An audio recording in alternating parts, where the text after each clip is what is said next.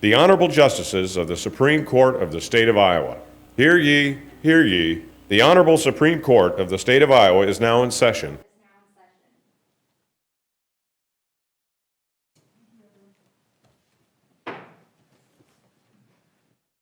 Please be seated.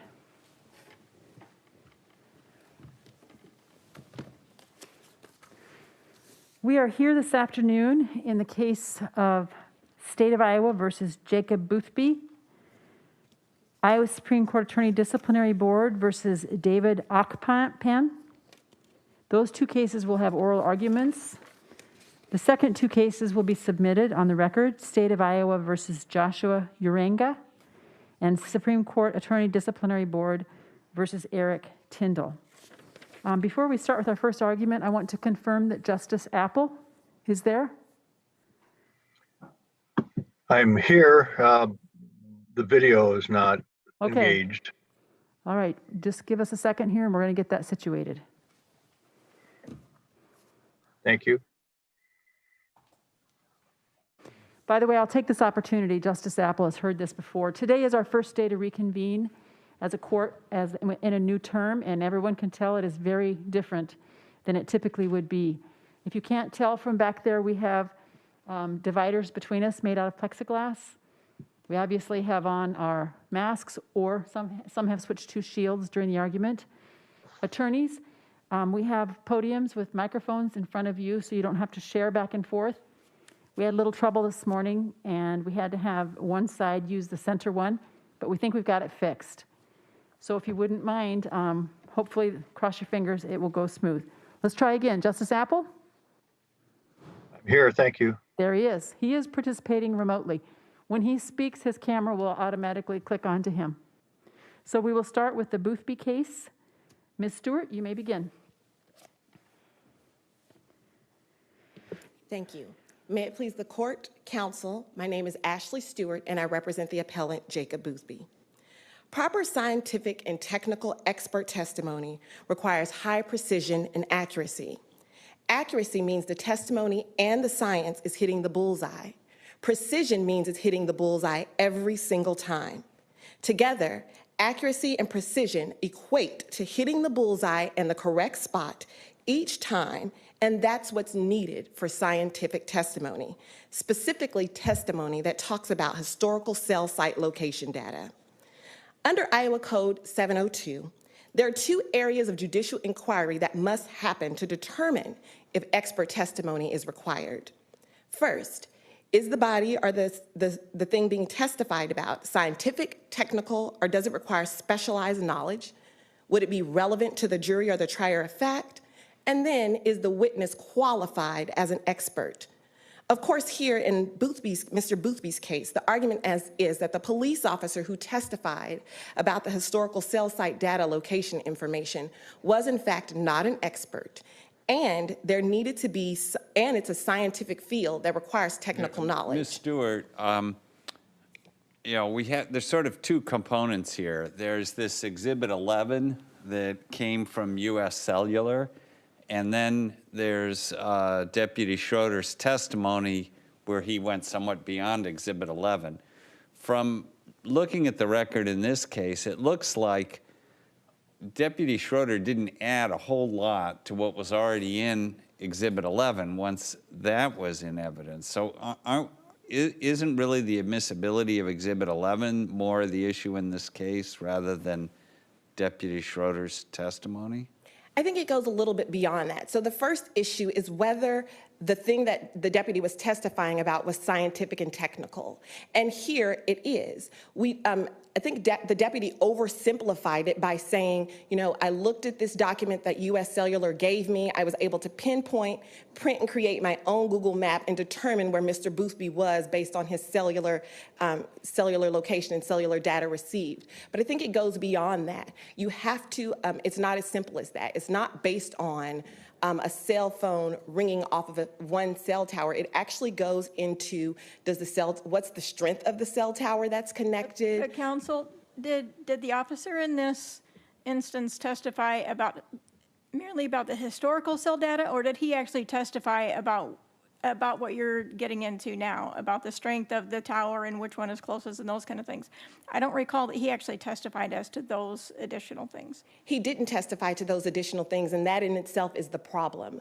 It goes back to oversimplifying, only testifying to the data that he received from U.S. Cellular and the math equation they gave him, which is convoluted, to come up with his own mapping system is not enough to really inform the jury of the scientific background that is, in fact, behind historical cell site location. Again, you have to be able to tell the jury about the antennas. Are they under maintenance? What's happening? What kind of cell phone is there that's reaching the tower? You have to be able to really go into cell site tower science. And My understanding of the cases that have addressed this issue kind of draw a line. First, there's the historical cell tower data from which an officer potentially can draw a map and say, this is a plot of where this cell tower, if a cell phone pings off of this tower, this is where it's coming from, is within this cell tower's range. And that's one thing, is just what the cell tower range is of the specific cell tower that the defendant's phone in fact pinged off. And then separate from that is, especially if you're in places like St. Louis or someplace where there are a lot of cell towers that overlap, then there's additional testimony that comes up sometimes, and that goes to, but I can tell you it was this specific place because the cell tower was closer or whatever the evidence is. But in my understanding of the cases is that they distinguish between historical cell tower data, which is just plotting the range of a particular tower that it did in fact ping off of, and they, in many cases, have said that that is not expert testimony.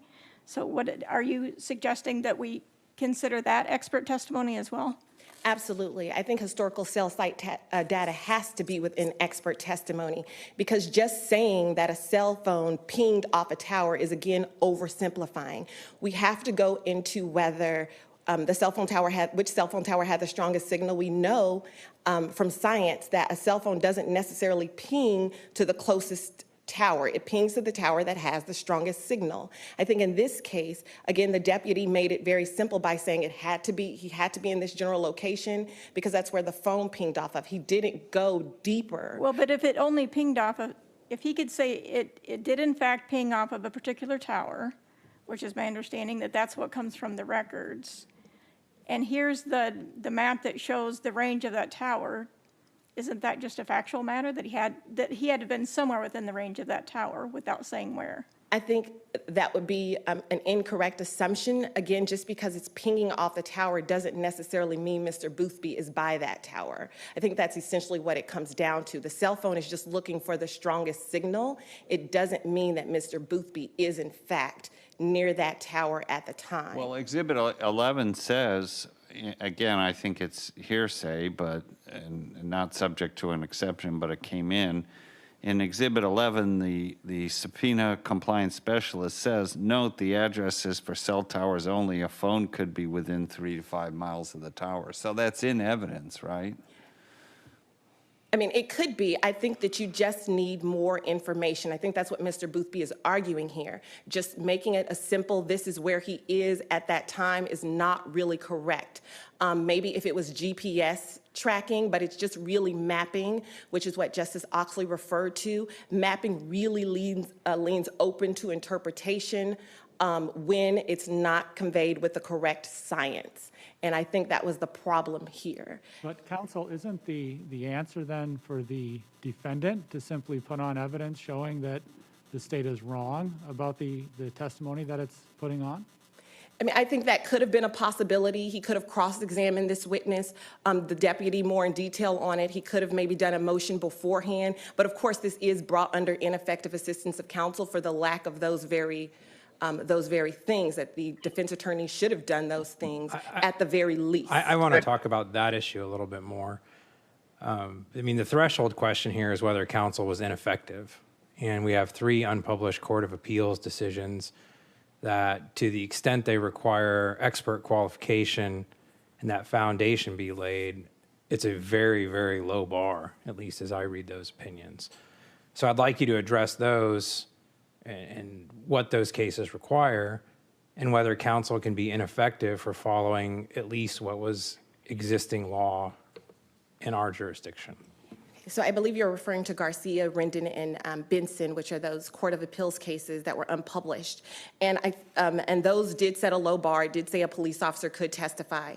I would say there are some significant differences, though, still that lie between this case and those cases. In those cases, the officers did testify to having some training in cellular data information. In this case, obviously, the deputy didn't ever refer to having any training whatsoever in cellular data information. He really just said he had expertise in crime scene processing, specialized training in internet crimes against children. None of those things directly tie to any training. Is it possible that, given the low bar that was set by those cases for the qualification of the expert, that defense counsel decided not to object? Knowing the bar could be met, why does he need to bolster the credentials of the police officer? If the state didn't put the evidence on, just leave it alone, because the objection wouldn't have been with merit anyway. I do think if any counselor had have gone back and seen, first of all, unpublished cases are obviously non-binding, and if you go beyond those and go to the to other cases across the country, you'll see that historical cell site information has come up. It's been challenged quite frequently, and quite frequently, the courts have said that an expert is needed. Had the defense attorney done that, I think it would have been beneficial to Mr. Boothby, obviously, because this was the heavy evidence that they had against Mr. Boothby as far as putting him at the scene of the crime. There were no eyewitnesses. There was nothing else really connecting him. And so that's why this was put on. And I think had the defense counsel really done the research and objected, it would have resulted in a different Let's say outcome. he did object. And this deputy said, actually, I've been to 27 trainings with every cell phone provider. I'm certified as an expert in this field. Would that qualify him? It might have, but that's purely speculative here. Our record indicates that. Isn't that a reason to preserve the claim rather than resolve it if we don't know why this lawyer didn't object? I think there's enough here to resolve it. Based on our record, we can glean that the officer didn't have any training in that field. It wasn't brought up. They talked about in detail what he did have training in, and that he was an officer for 24 years, but they never brought up cellular data information. And based on that record, I think we don't have to preserve it. I think we can come to a conclusion that here, number one, expert testimony is required for historical cell site data. And at the very least, this police officer wasn't qualified to even talk about historical cell site data or mapping. Well, we don't know. The Court of Appeals preserved it. But to show prejudice resulting from a breach of duty for ineffective assistance, don't you need your own expert now to look at the data and say, yeah, this could have been challenged, or this officer's testimony was wrong or arguably wrong? I don't know if the defense counsel needed an expert. Certainly, it would have been nice for him to present one. But I think even the mere doing a motion beforehand to explore the issue, cross-examining the deputy on the issue, or even objecting would have satisfied the standard. But the attorney didn't do any of those things. And so I think. But that may have been a strategic decision if he knew the answers were going to not be helpful for his client.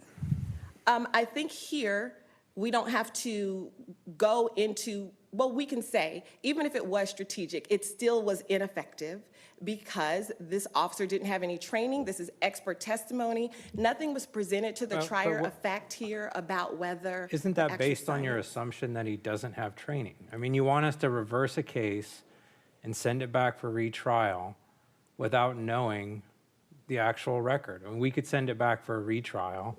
They could put the same deputy on the stand, and he could testify in exactly the way we just talked about earlier. Actually, I have tons of training, and let me talk to you about it for 10 minutes, and then he could just bury this case, on his own credentials. Why would we do that rather than going to PCR? I don't think it's based on an assumption entirely. We do have a record here that shows what the officer's training was in, and it wasn't in cell site historical data. So I think you can rely on the training that he did offer in his testimony. and overturn it on the two issues that we're bringing, or those two specific issues. I have a little bit of, I'm pursuing a little bit of a different angle on this case. I mean, as I read this letter that's part of Exhibit 11, it really explains and lays out everything, like, it tells you how to interpret the charts that are produced by U.S. Cellular, tells you which sector is being referred to in each call and which tower. And then, and as I read it, all the deputy did was plot it on a map, which I could have done, and I'm not an expert on cell phone towers, certainly. So, isn't there an argument that maybe there isn't really expert testimony at all? There's maybe an expert document that should have come in. I think you have to look on the back end of it. So the deputy was only able to testify to the information that U.S. Cellular provided him. But he wouldn't have been able to, presumably, answer questions about the actual science that it takes to get to that point, and the science on the other side that would dispute the mapping and the pinpointing that he came up with. All of the things that interact with actually tying a cell phone to an antenna. And you have to be able to give the jury that flip side of it. And without being able to do that, this deputy clearly, in my estimation, was not able to do that. And so an expert would have been the better way to convey that information to the jury. And I do briefly want to touch on, Justice Mansfield talked about it, the actual inclusion of the cell phone, U.S. Cellular data as a business record. We did point out that obviously Mr. Boothby believes that it did not meet an exception to the hearsay rule, and it shouldn't have come in and of itself regardless, because it didn't qualify as a business record exception. So I did want to touch on that briefly, as as Justice Mansfield referred to. And so why is the affidavit of the certifying it as a domestic business record not sufficient? Well, I think it's mostly not sufficient. First of all, because in the testimony that the deputy gave, he really couldn't tell us who generated that document and where it specifically came from. Was it a human who generated it? And But in this case, isn't that in the affidavit? The affidavit addresses. I think it alludes to it. It might say something like with a person with knowledge, but we really don't know, and the deputy couldn't testify to any of that. And without But isn't that enough under 902 sub 11 for self-authenticating documents? Yeah, I don't believe it's enough. I think that's why we objected to it here as something that wasn't admissible under the business record exception. Thank you. You're welcome. I'm not sure, I can't really, okay, I see my time a little bit here. I do want to touch on briefly, I just want to go back before I end by saying there's science here that needed to be explored. Just saying that something pings off of a tower isn't enough. There's science, it's complicated, it's technical, and we know when there's science and when it's technical, an expert is required. And so for those reasons, Mr. Boothby asks you to overturn his conviction. Thank you. Thank you. Ms. Trout. May it please the court, counsel. My name is Martha Trout, and I represent the state of Iowa. Trial counsel effectively represented this defendant in this prosecution for assault with a dangerous weapon and criminal mischief. And the case law and the rules of evidence do not support a finding that trial counsel breached a duty. And given the strength of the state's case, the state also submits that even if the court would find that trial counsel breached a duty, that there is not sufficient prejudice given the strength of the state's case. As to the first claim regarding ineffective assistance of counsel, the defendant alleges that counsel should have objected to the fact that there was not an expert who testified during the admission of the cell phone records from U.S. Cellular. And as Justice McDonald alluded to, there were 3 Court of Appeals decisions, unreported, albeit, that would have denied the any type of relief had an objection been lodged. For example, if the defense attorney had said, oh, he's not an expert, he can't testify to this, the state's response would have been, well, we have 3 unreported Court of Appeals decisions. Now, they're not mandatory authority, but they're certainly persuasive authority, and the objection would have been sustained. Well, And but some of those Court of Appeals authority establish a requirement for being an expert. It may be kind of low, I think, as was described earlier. But as I read the Court of Appeals opinions, there's a suggestion that, well, there may well be a requirement of expert testimony, but a police officer with appropriate training meets the bar. Here, in the record that was made, at least, doesn't suggest even that any minimal threshold was crossed. I mean, 24 years in the department, fine, but that doesn't relate to cell phone towers. I'm not sure we can assume based on what was what was testified to that even the low bar was met. I disagree with that, Your Honor, because when you look at our case law regarding what needs to be established for expert testimony, we have to establish the relevance, which clearly this was relevant.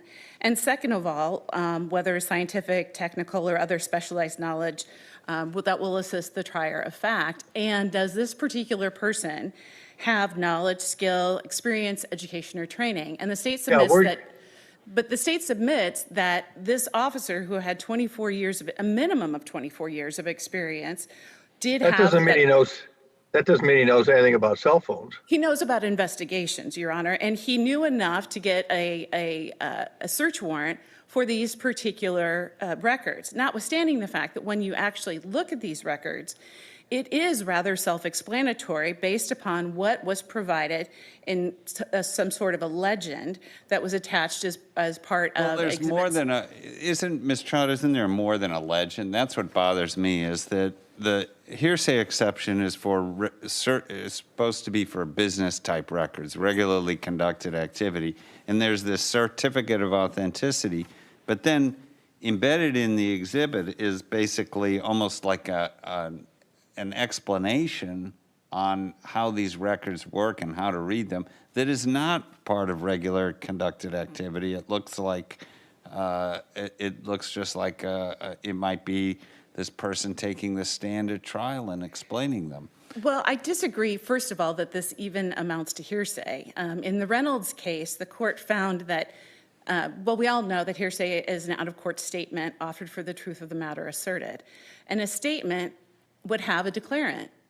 This isn't necessarily, these records in and of themselves are not generated. But I'm sorry to interrupt, but this whole, I'm looking at the page in the appendix or in the record.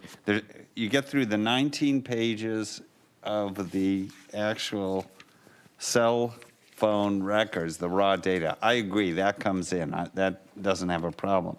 But then there's this note that says, to determine cell tower location, you must first determine whether, et cetera, several sentences of explanation, and underneath it's Kamesha Daniel, U.S. Cellular Subpoena Compliance Specialist. That's not a business record, that's her narrative in response to the subpoena. I don't see what hearsay exception that qualifies for. Well, Your Honor, I disagree, because I think that there is, when you look at this, it's very formulaic. For example, LM would be either from a landline, or LL would be from a mobile, LM would be a mobile number and LL would be a landline. And then the term CLII would show where it originated, and then from there, I mean, granted that they are building blocks, but it's consistent through whatever it is. And it's this consistency that from this data that then removes it from, this is just a compilation of data, and it's an interpretation or a guide as to how you interpret or how you can determine what that data breaks down to, given all of those pings off of the towers. And what the officer then did is take this information, and then he compiled that map based upon where these towers were. So we know that there was... Counsel, can I interrupt you for just a second?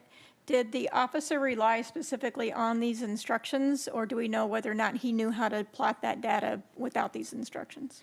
Well, if you follow his testimony, it certainly appears that he did follow these instructions, because when you are looking at I believe it's the CL, yes, the original CLII, and it will say 5C31, that all of those, so the 5C3 is the indication of the tower, and then 1 would be where in that 360-degree radius it would Right, but ping my off of. question is, do we know from the record whether or not he understood what those meant from his prior experience, or was he relying on this narrative? Because I have the same concern that Justice Mansfield has, that particular narrative is not really part of a business record. But if the officer already had the knowledge himself how to make that map, if he had done those maps before, say, then maybe he didn't rely on this. So my question is whether or not that narrative is important or is critical to your case. Well, first of all, Your Honor, it doesn't, there isn't testimony in this record about his particular experience with the cell phone records. We have his experience with with investigations and conducting various types of investigations. So that's what, and based upon the prior case law from the Court of Appeals, that seemed sufficient.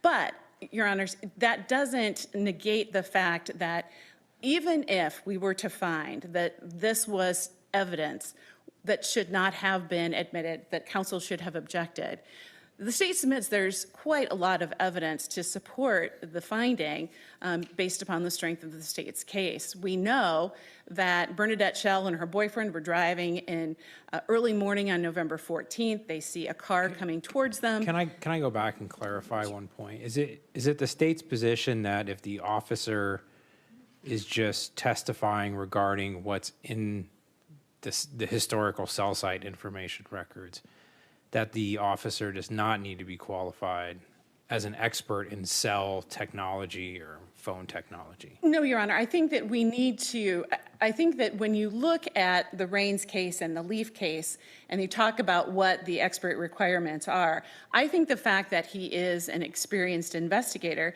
is sufficient to satisfy that expert requirement, notwithstanding the fact that while we may not know all of the science behind cell phones, I think all of us who have cell phones, and I would wager that everyone here has them, that we all know, have some general idea how cell phones work, and that is that you're going to get a signal. Your call might drop.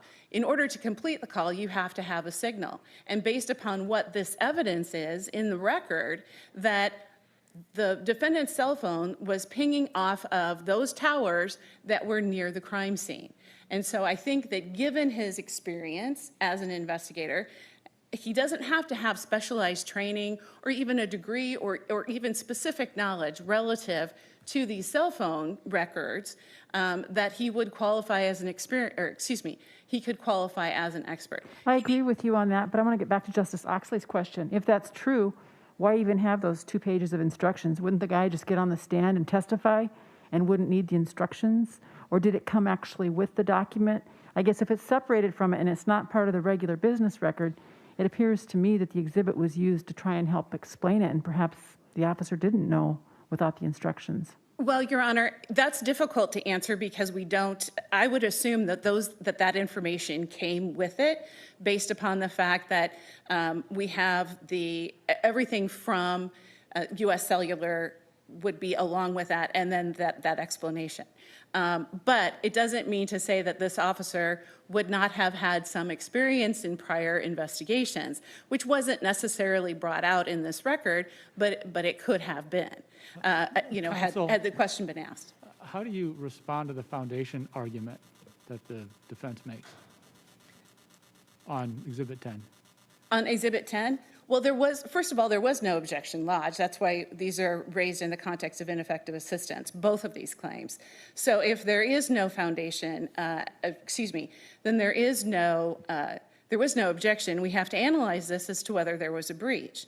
And we would assert that there was no breach, given the prior case law.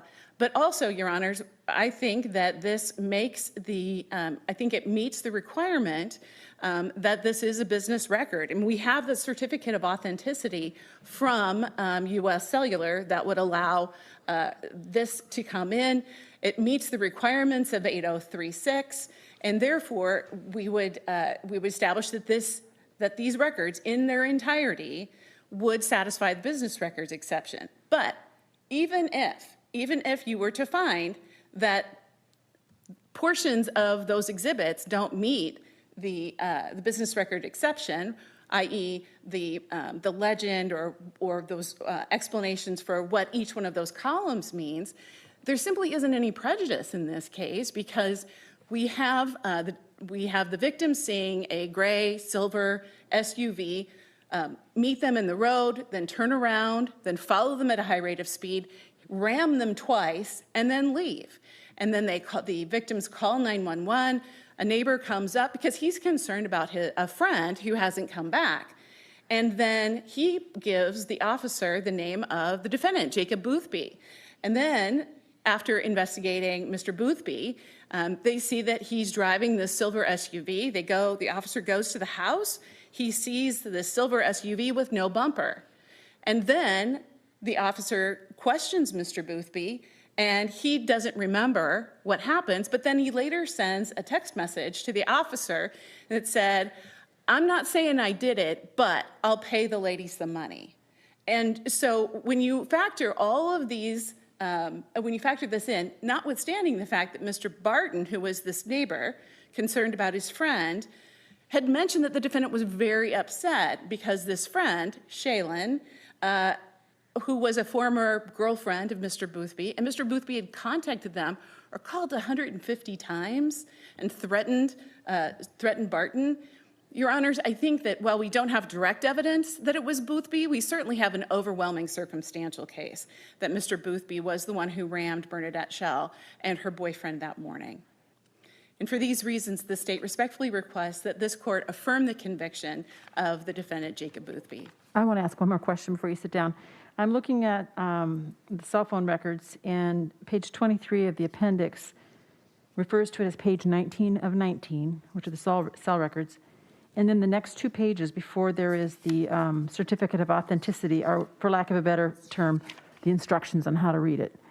So is it your position on behalf of the state that those two pages, which are not included in the numbering part, are part of the business record? Yes, Your Honor. It would be a definition. It would be very similar to, in the U.S. cellular terms, just like a dictionary definition, that this is what these mean, the duration, the original number, dial digits, those types of things are very commonplace and what you would find relative to those records. Thank you. Ms. Stewart? Thank you. So I just want to highlight a few things in the rebuttal. First, I do want to go back and talk about the detective, or the deputy, excuse me, and his experience. So I agree with Justice Apple that he has the minimal experience. I don't even think he meets the minimal requirement that Rendon, Garcia, and Benson set out. Saying that he just had 24 years of investigation experience is not specific enough here to the cell site data. And I do agree that without this legend that he received from U.S. Cellular, that he himself would not have been able to testify to cell site location data, or at least that's what the record reflects. And lastly, the three unpublished cases here, are three unpublished Court of Appeals cases. All of those cases, the officers in those cases talked about the experience that they had with cell phone data information, and that's obviously clearly different from the case we have here. So I just want to say, just looking at a simple legend and plotting in the points, which is what the deputy did here, is just not enough of an explanation for historical cell site data and its science. And then just to segue over to the business records, I want to be a little bit more clear from the first half of my argument here. I do agree that the legend is obviously not something that is kept in the regular course of business. The part of the cell phone records that were obviously the cell phone calls coming in and out, the time frames, but the legend is something that was specifically created because a warrant was issued to get that information. It's not in the regularly it doesn't qualify as a business record for those reasons. And so if there are not any other questions, I would submit again that Mr. Boothby's conviction be overturned. Thank you. Thank you, both parties. This case is considered submitted. We will take a bit of a break between the two cases. We'll stay on the bench, but we have some work to do. Just a moment.